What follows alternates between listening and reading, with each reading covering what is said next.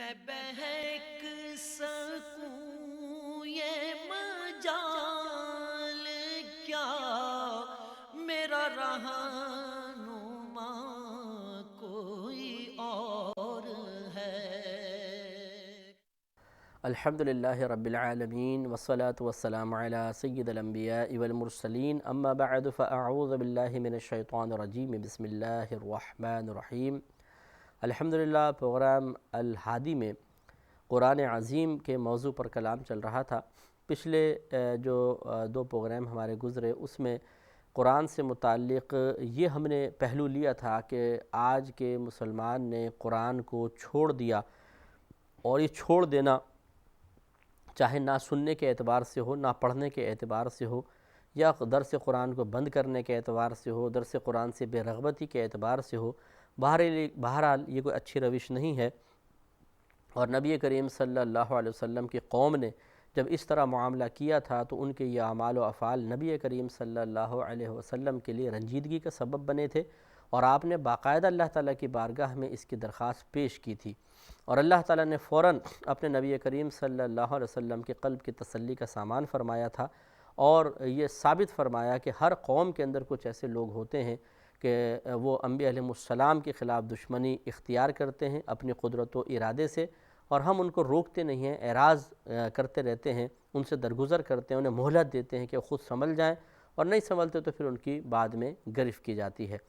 گویا کہ جو قرآن کو چھوڑنے والا ہے، قرآن سے اعراض کرنے والا ہے، وہ کم از کم اللہ تبارک و تعالیٰ کو محبوب نہیں ہے، اللہ کو پیارا نہیں ہے۔ اس لیے ہمیں کوشش کرنی چاہیے کہ قرآن کے قریب آئیں۔ اب ہم قرآن کی افادیت کے بارے میں، قرآن کی اہمیت کے بارے میں انشاءاللہ جو آیات کریمہ اللہ تبارک و تعالیٰ نے نازل فرمائی، اور اس کی حقانیت کے بارے میں جو کچھ قرآن میں خود بیان ہوا، اس پہ انشاءاللہ نظر کریں گے۔ اور ہمارے تمام دیکھنے والوں سے گزارش ہے کہ اس کو اس جہت سے آپ دیکھیے کہ یہ قرآن اللہ کی ہی کتاب ہے، اور اس پہ دلیل بھی انشاءاللہ ہم عرض کریں گے، اور یہ بڑی حق کتاب ہے، اس میں شک کی کوئی گنجائش نہیں ہے۔ یہ بڑی مستند کتاب ہے، ایتھینٹک ہے، اور یقیناً اللہ تبارک و تعالیٰ کی طرف سے ہے۔ چنانچہ جب یہ دلائل سے ثابت ہو جائے گا کہ یہ واقعی اللہ تبارک و تعالیٰ کی طرف سے ہے، تو معلوم ہوگا کہ اس کا ہر مضمون حق اور سچ ہے، کیونکہ اللہ تبارک و تعالیٰ جھوٹ سے پاک ہے، غلط بیانی سے پاک ہے، وہ بھول جانے سے پاک ہے، وہ غفلت سے پاک ہے۔ لہٰذا جب قرآن پاک اللہ کی کتاب ہے اور بالکل حق کتاب ہے، اس کے مضامین حق اور سچ ہیں، تو پھر اس پہ غور و تفکر کرنا چاہیے کہ وہ مضامین کن کن امور پر مشتمل ہیں، کیونکہ وہ عقائد پر بھی مشتمل ہیں، وہ احکام پر بھی مشتمل ہیں، نصیحتوں پر مشتمل ہیں، غیبی خبروں پر مشتمل ہیں، اور جب یہ تمام چیزیں اللہ کی طرف سے ہیں تو ہر خبر اپنی جگہ حق ہے۔ تو اس کا مطلب یہ ہوا کہ اس میں جو عقیدہ بیان ہوا وہ حق ہے، اسی کو اختیار کرنا چاہیے۔ جو غیبی خبر دی ویسا ضرور ہوگا، اس کے تناظر میں اپنے اعمال و افعال اور عقائد کا لحاظ کرنا چاہیے۔ اس میں جو نصیحتیں بیان کی گئیں ان کو بڑے غور و تفکر سے پڑھنا اور سمجھنا چاہیے، کیونکہ وہ اللہ تعالیٰ کی طرف سے نصیحتیں کی گئیں، اور اس طرح اپنی زندگی کو بہتر سے بہتر انسان بنائے، اور اس مختصر سی زندگی کو کھیل کود میں صرف کرنے کے بجائے صحیح طریقے سے جیسا اللہ تبارک و تعالیٰ چاہتا ہے ویسا گزارنے کی انسان کوشش کرے، تو اخروی کامیابی ضرور اس کو حاصل ہوگی۔ قرآن کی اہمیت اللہ تبارک و تعالیٰ نے یا قرآن کی عظمت کو کئی طریقے سے بیان فرمایا ہے۔ سب سے پہلے جو ہم چیز اس میں سے لے رہے ہیں وہ یہ کہ یہ ایک ایسی پاکیزہ کتاب ہے کہ جس میں شک بالکل بھی نہیں ہو سکتا، اور اس میں یہ چونکہ اللہ تعالیٰ کا کلام ہے، مخلوق کا کلام نہیں ہے، لہٰذا اللہ تعالیٰ کے کلام یقینی سی بات ہے کہ وہ ہمارا رب کا کلام ہے، تو اس میں جو بات بیان ہوگی وہ بالکل قابل اعتماد ہوگی، اور جب قابل اعتماد بات سامنے آتی ہے تو انسان فوراً اس کا یقین کرتا ہے، اور یقین کرنے کے بعد وہ یقین اس بات کا تقاضا کرتا ہے کہ کچھ عمل میں تبدیلی لائی جائے، لہٰذا پھر عمل میں تبدیلی بھی آنی چاہیے۔ تو ان امور پر مشتمل یہ آیات کریمہ اولاً انشاءاللہ آپ کی خدمت میں عرض کریں گے۔ سورہ بقرہ کی آیت نمبر 2 ہے۔ اللہ تعالیٰ نے ارشاد فرمایا ذَلِكَ الْكِتَابُ لَا رَيْبَ فِيهِ هُدًى لِّلْمُتَّقِينَ، یہ وہ ذیشان کتاب ہے جس میں شک کی کوئی گنجائش نہیں، متقین کے لیے ہدایت ہے۔ میں بہک سکوں یہ مجال کیا میرا رہنما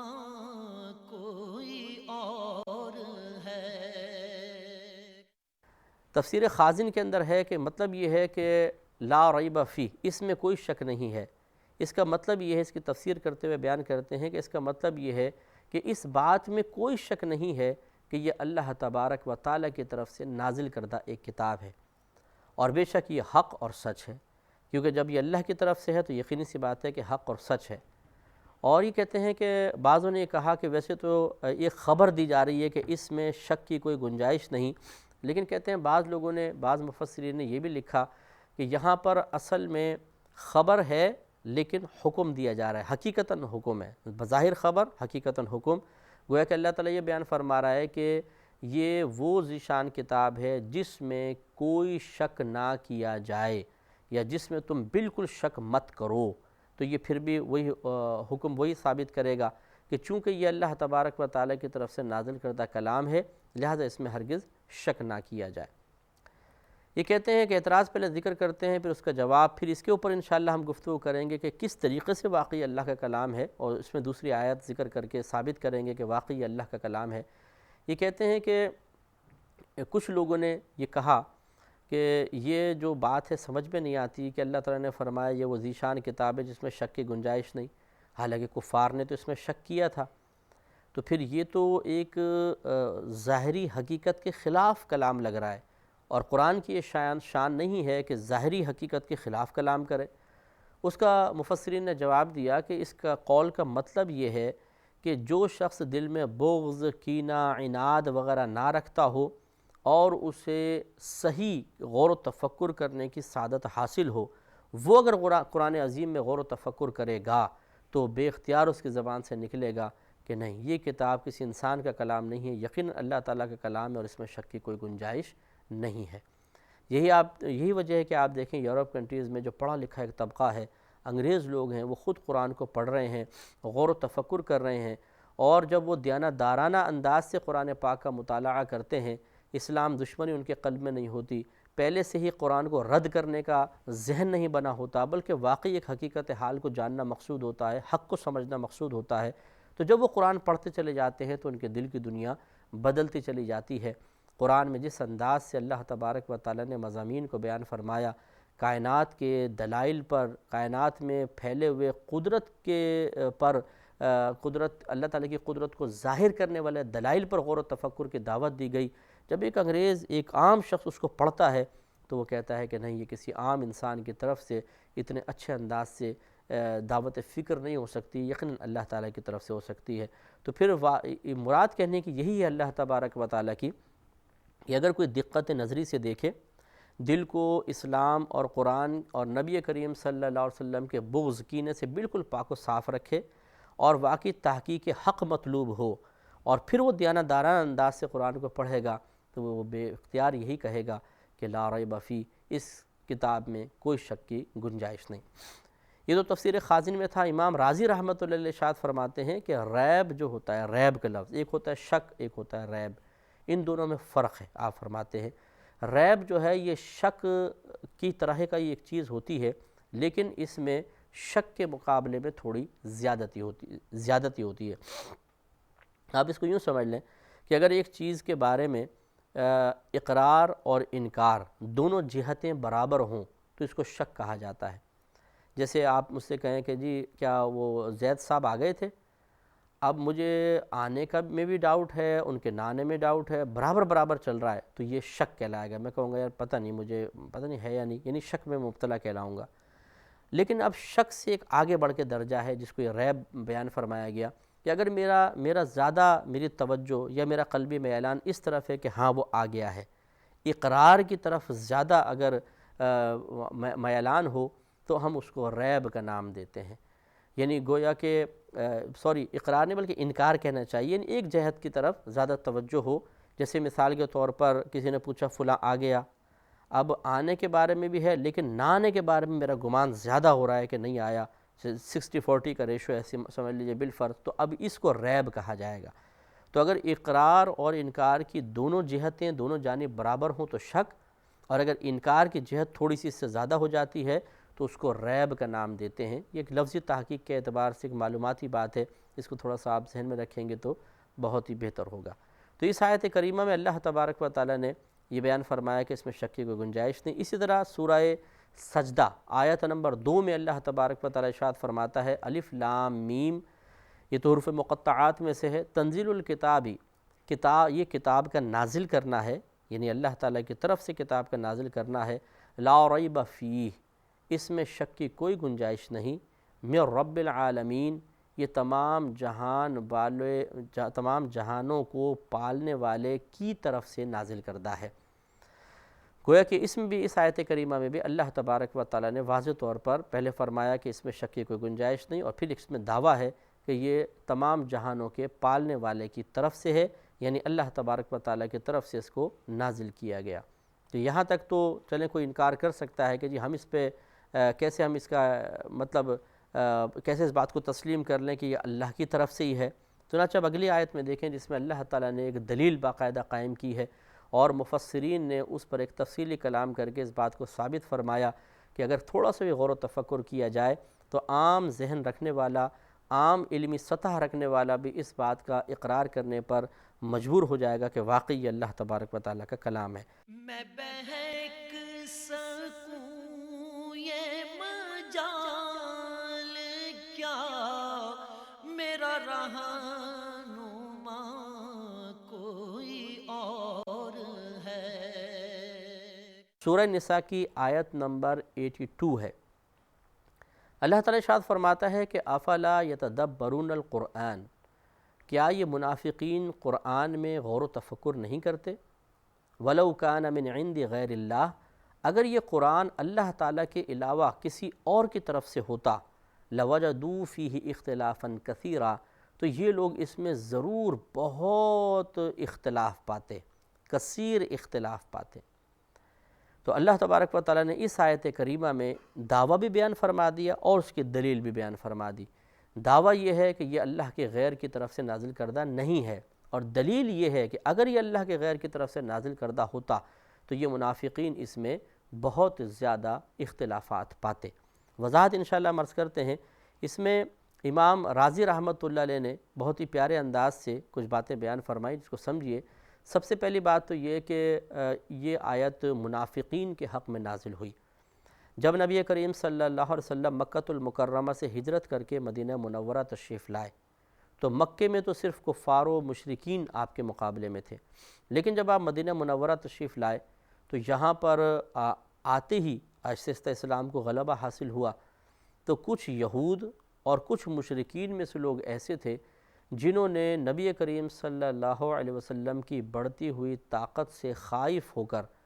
اور قرآن اور حدیث کے احکام کو سمجھنے کے بعد کہ اگر ہم ایمان لے کر نہیں آتے ہیں تو اسلام اس وقت غلبہ پاتا چلا جا رہا ہے، اگر ہم اسلام کے خلاف کھڑے ہو جائیں گے تو ہمیں پکڑ لیا جائے گا، ہمیں قید میں ڈالا جائے گا، یا ہمیں ٹیکس دینا پڑے گا جس کو جزیہ کہتے ہیں۔ تو اس لیے بہتر یہ ہے کہ زبانی ایمان لے آؤ، کلمہ پڑھ لو، دل نہیں مانتا کہ یہ اللہ کے نبی ہیں، لہذا زبانی کلمہ پڑھ لو تاکہ تلوار سے محفوظ ہو جائیں، ٹیکس وغیرہ دینے سے محفوظ ہو جائیں۔ ایک تو یہ خطرات سر سے ٹل جائیں گے، اور دوسرا فائدہ یہ ہوگا کہ اگر مسلمانوں کو کسی جہاد میں فتح حاصل ہو جاتی ہے اور ہم بھی کہیں کونے خدرے میں ہوں گے تو جو مال غنیمت حاصل ہوگا اس میں سے ہمیں بھی فائدہ حاصل ہو جائے گا۔ تو یہ جو یہود میں سے اور مشرکین میں سے بعض لوگ تھے جنہوں نے نبی کو دل سے نبی تسلیم نہیں کیا لیکن زبان سے کلمہ پڑھ کے مسلمانوں کے گروپ میں داخل ہو گئے تھے، انہیں منافقین کہا جاتا ہے۔ اور چونکہ یہ اعتقاد کے اعتبار سے منافق تھے، عقیدے کے اعتبار سے تھے، اس لیے ان کا نام ہے منافق اعتقادی۔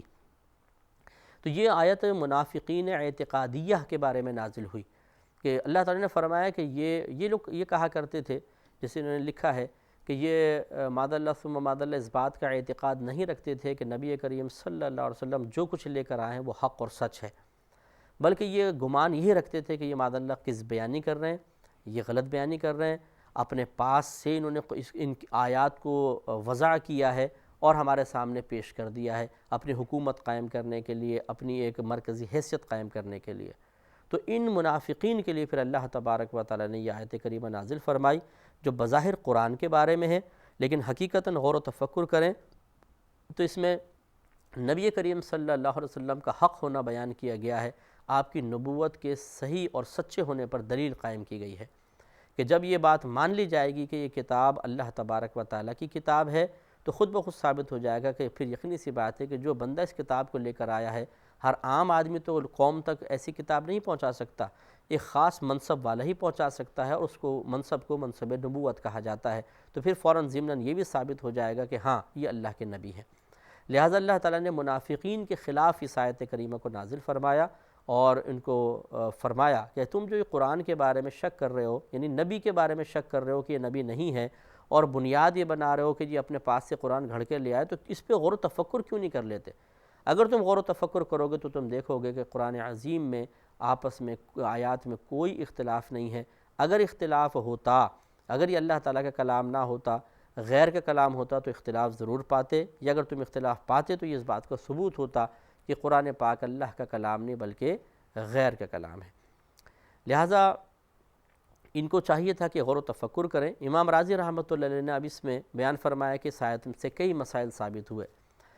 پہلی بات تو یہ ہے کہ تدبیر کسے کہتے ہیں، تدبیر اور تدبر کسے کہا جاتا ہے؟ جیسے اللہ نے فرمایا کہ کیا یہ قرآن میں تدبر نہیں کرتے؟ اس کا مطلب ہوتا ہے، یہ کہتے ہیں کہ اس کا تدبر کا مطلب ہوتا ہے کہ مختلف معاملات کے انجام پر غور و تفکر کرنا، اس کو تدبر کہا جاتا ہے۔ یعنی بھئی آپ تفکر اور تدبر فرمائیں، اگر آپ یہ کام کرنا چاہتے ہیں تو پہلے آپ تفکر تدبر فرما لیں، تو کیا مطلب ہوگا کہ آپ پہلے اس کام کے انجام پر غور و تفکر کر لیں کہ اس کا انجام بہتر ہوگا یا برا ہوگا، بہتر ہے تو کر گزریں، برا ہے تو رک جائیں، اس کا نام ہوتا ہے تدبر۔ تو اللہ تعالیٰ نے فرمایا کہ قرآن میں تدبر کیوں نہیں کرتے ہیں، تفکر کیوں نہیں کرتے ہیں، کیوں نہیں سوچتے ہیں کہ قرآن پاک اگر غیر کا ہوتا تو اس میں اختلاف ہوتا، نتیجہ نکلتا کہ اختلاف ہوتا، اور اگر یہ اللہ کا کلام ہے تو یقیناً اس میں اختلاف نہیں ہوگا۔ تو نتیجے پہ غور کر لیں کہ یہ اللہ کا کلام ہے، نتیجہ کیا نکلے گا کہ اختلاف نہیں، اگر اللہ کے غیر کا کلام ہے نتیجہ کیا نکلے گا کہ اس میں اختلاف ہے۔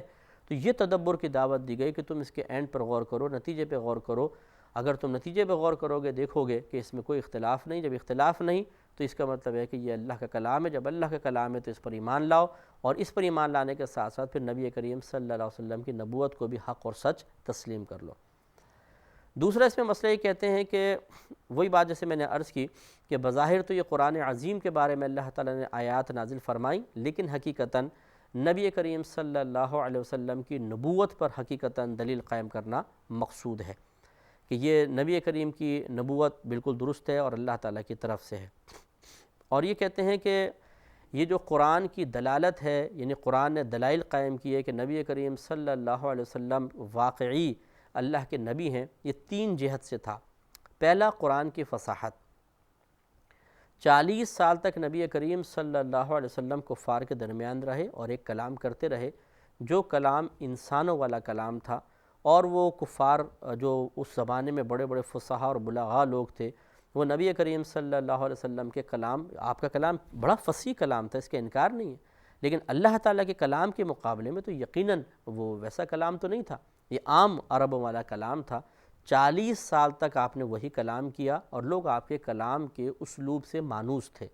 لیکن جب آپ نے 40 سال کے بعد اللہ کے حکم سے اعلان نبوت فرمایا اور وحی کا سلسلہ شروع ہوا اور ان آیات کو آپ نے لوگوں کے سامنے بیان فرمایا، تو یہ آپ کے نبی ہونے کی ایک دلیل بن گئی، آپ کے نبوت کی صحت کی دلیل بن گئی کہ وہ اتنا فصیح و بلیغ کلام تھا کہ عربوں کے بڑے بڑے فصحاء اس کے سامنے اس کا مطلب عاجز ہو گئے اور اس کی فصاحت سے حیران رہ گئے۔